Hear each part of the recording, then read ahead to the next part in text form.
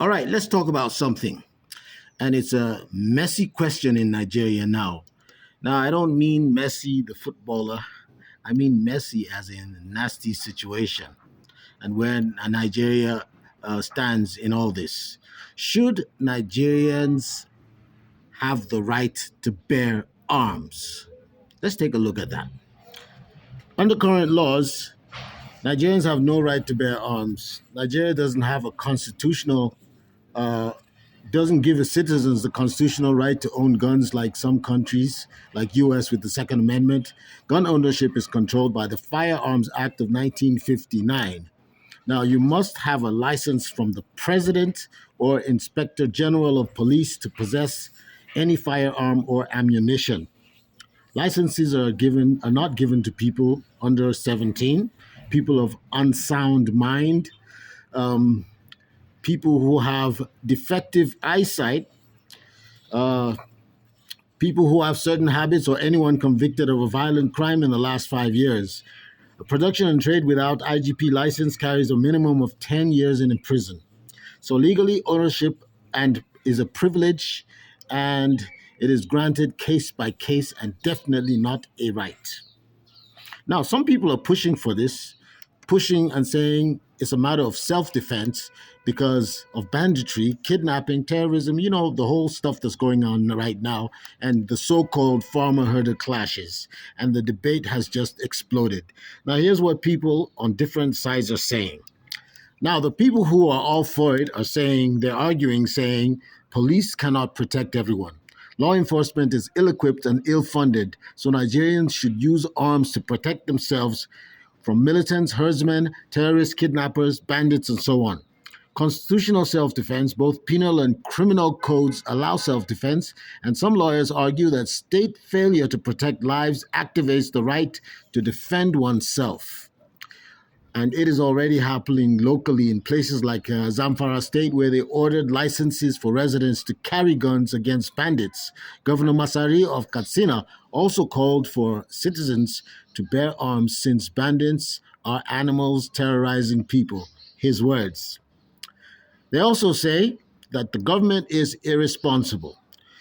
Mieti Allah, of all people, argued that since the federal government cannot protect citizens, let everyone carry arms so bandits don't ruin you, kill you, and your family. Now, let's look at the arguments that people who are against it are putting forward. Well, they're saying there's a risk of proliferation. Nigeria is already the region's largest illicit small arms market. More legal guns could slip in the wrong hands, they say. And then this is the most famous argument. I think it's an excuse. And they say there's a concern of anarchy.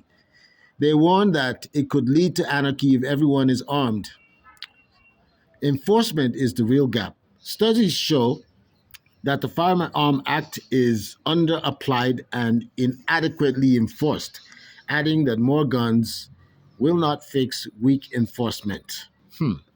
Now, they have been moved in recent times by the Senate as recently as November 2025, where they urged the federal government to amend the laws and saying that they should allow trained and responsible citizens to bear arms for self defense. They cited terrorists overwhelming state forces and also said police are grossly inadequate. A bill by Senator Ned Nwoko proposes strict conditions, mandatory gun school, mental fitness tests from two doctors, clearance by police, and a traditional ruler.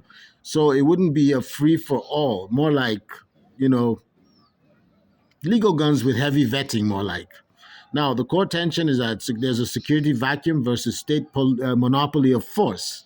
Now, when people don't feel protected, they want the tools to protect themselves, and that makes sense. But states usually resist arming civilians because it can undermine police authority and escalate conflicts. Illegal arms already everywhere. That's another argument, which is a threat to Nigeria's national security, they say. Would legal channels reduce black market demand or just add more guns to the mix? Who gets excluded if licensing stays restricted and expensive? Only elites get legal guns, while rural communities facing bandits might stay defenseless. Um, the exact complaints Zamfara was trying to solve. Now, here's a take on this whole thing. A blanket right to bear arms probably doesn't fit in reality. There are too many active conflicts, too many weapons already circulating illegally. But the current IGP only system isn't working either. And that's why sometimes whole villages are overrun for hours before security arrives. The middle path people keep proposing is strict vetting, local accountability, training limited to rural security hotspot local governments. Now that acknowledges the self-defense argument without turning uh, road rage incidents into shootouts. Now my gut feeling is that are more legal guns a deterrent to bandits and criminals, or would it just create more accidental deaths and reprisals? And would you personally want to own one if it became legal, with training, that is?